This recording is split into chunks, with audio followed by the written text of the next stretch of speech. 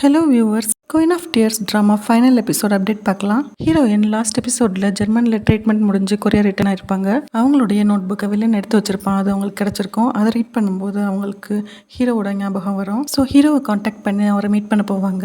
Villain ஹீரோயினோட லொக்கேஷனை track பண்ணி அவங்கள ஃபாலோ பண்ணுவான்.